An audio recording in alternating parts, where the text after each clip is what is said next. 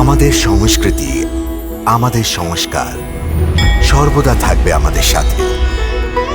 ভারতের মহান গ্রন্থ আর কাব্যের সম্পূর্ণ সংকলন। সাবস্ক্রাইব করুন তিলক। হে মধুসূদন, তুমি বলছো যে সর্বব্যাপী পরমাত্মার স্মরণে এসো, কিন্তু ওই পরমাত্মার স্বরূপ কি? আমাকে তোমার ওই স্বরূপ বলে দাও, যেটার আমি পুজো করব। কারণ সংসারে ভিন্ন ভিন্ন লোকেরা ভিন্ন ভিন্ন দেবতার পুজো করে। তাহলে কি ওটা পাপ? না অর্জুন, পুজো কখনো পাপ হয় না। আর যে প্রাণী ভিন্ন ভিন্ন দেবতাদের পুজো করে, ওরাও আসলে আমারই পুজো করে।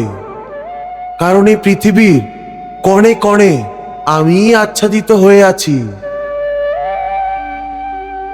জ্ঞানী লোকেরা নিজের জ্ঞান চক্ষু দিয়ে আমাকে প্রত্যেক জায়গায় প্রতিটি প্রাণীর মধ্যে দেখতে পায়। একজন বিদ্বান ব্রাহ্মণের মধ্যেও আমি আছি, আর একজন চণ্ডালের মধ্যেও আমি আছি, গরুর মধ্যেও আমি আছি, আর একটি কুকুরের মধ্যেও আমি,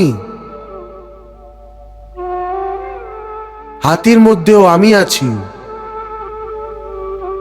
আর পিঁপড়ের মধ্যেও আমি আছি।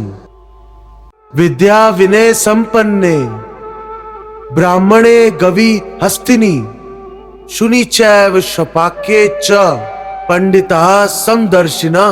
হে পার্থ, সেই জন্যই নিজের নিজের শ্রদ্ধার অনুযায়ী প্রাণী যেই যেই রূপেই আমার পুজো করে, ওরা আসলে আমারই পুজো করে। সেই জন্য যে যে ইতিবাচক পুরুষ যে যে দেবতার স্বরূপকে শ্রদ্ধা করে পুজো করতে চায়, আমি ওই ওই ভক্তের ওই ওই দেবতার প্রতি শ্রদ্ধাকে স্থির করে দেই। यो यो याम याम तनुम भक्तः श्रद्धयार्चितुमिच्छति तस्य तस्याचलां श्रद्धां तामेव विद्धाम्यहम्।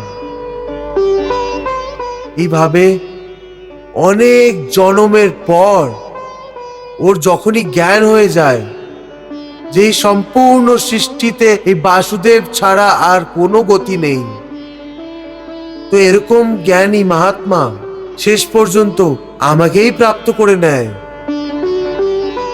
কিন্তু হে অর্জুন, এই ধরনের মাহাত্মা অত্যন্ত বিরল।